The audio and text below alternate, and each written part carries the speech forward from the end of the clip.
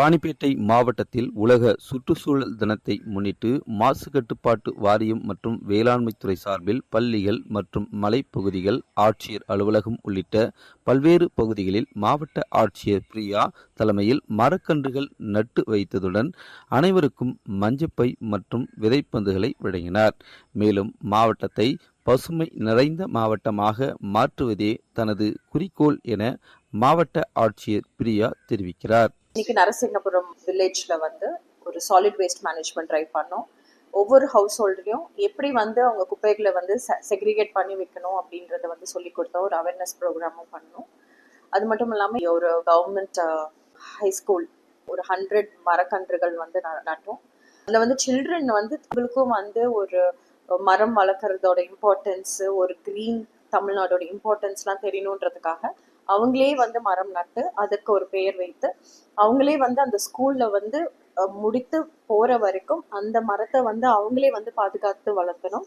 அதை நாங்க தொடர்ந்து கண்காணித்து அடுத்த வருடம் இதே வேர்ல்ட் என்விரான்மெண்ட் டேல பெஸ்டா வளர்த்த ஒரு ஹெல்த்தியா இருக்கிற ட்ரீயை வளர்த்த அந்த குழந்தைங்களுக்கு சிறப்பா ஒரு அங்கீகாரம் கொடுப்போம் அப்படின்னு தெரிவிச்சிருக்கோம். அதே மாதிரி கலெக்டரேட்ல ஒரு 250 ட்ரீஸ் நட்டிருக்கோம் எங்களோட ஸ்டாஃப் மெம்பர்ஸோட சேர்ந்து.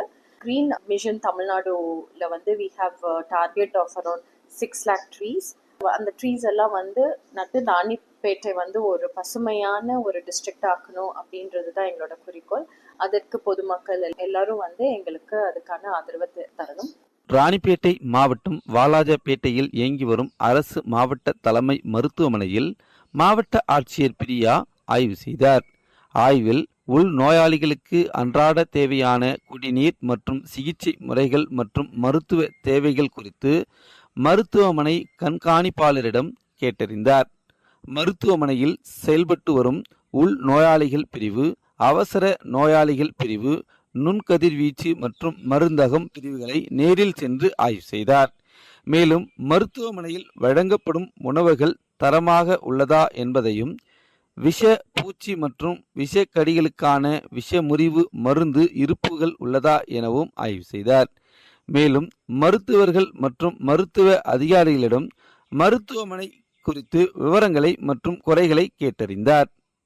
இந்தியாவில் ஆண்டுதோறும் மக்கள் தொகை அதிகரித்து வருவதால் மத்திய அரசு மக்களின் தேவைக்கேற்ப திட்டங்களை வகுத்து ஒவ்வொரு துறைகளையும் மேம்படுத்தி வருகிறது.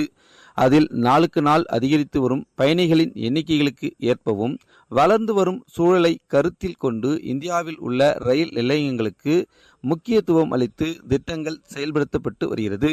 அதில் ராணிப்பேட்டை மாவட்டம் அரக்கோணம் ரயில் நிலையம் நாட்டின் வடக்கு, மேற்கு, தெற்கு பகுதியுடன் இணைக்கும் ஒரு முக்கிய நுழைவாயிலாக திகழ்கிறது. ஆகவே மத்திய அரசு இந்த ரயில் நிலையத்தில் செயல்பாட்டு திறனை அதிகரிக்கவும், உட்கட்டமைப்பு வசதியை மேம்படுத்தவும், ரயில்களின் வேகம் அதிகரிப்பு, விரைவு ரயில் மற்றும் புறநகர ரயில் சேவைகள் தங்கு தடையின்றி சீரிய முறையில் இயங்குவதை உறுதி செய்ய ரூபாய் 97.73 கோடி மதிப்பீட்டில் மிகப்பெரிய ரயில் பாதை மற்றும் நடைமேடைகள் அமைக்கும் பணிகள் மேற்கொள்ளப்பட்டு வருவதால் சென்னை, அரக்கோணம், ஜோலார்பேட்டை, ரேணிகுண்டா, சென்னை, பெங்களூர் ஆகிய வழித்தடங்களில் எளிதில் பயணம் செய்ய வழிவகுத்துள்ளது. மேலும் ராணிப்பேட்டை மாவட்டம் அரக்கோணம் தக்கோலத்தில் செயல்பட்டு வரும் ராஜாத்திய சோழ மண்டல பயிற்சி மையமான CISF மையத்தில் உலக மிதிவண்டி தினத்தை முன்னிட்டு பிட் இந்தியா திட்டத்தின் கீழ் CISF மற்றும் NDRF வீரர்களின் விழிப்புணர்வு மிதிவண்டி பேரணி நடைபெற்றது.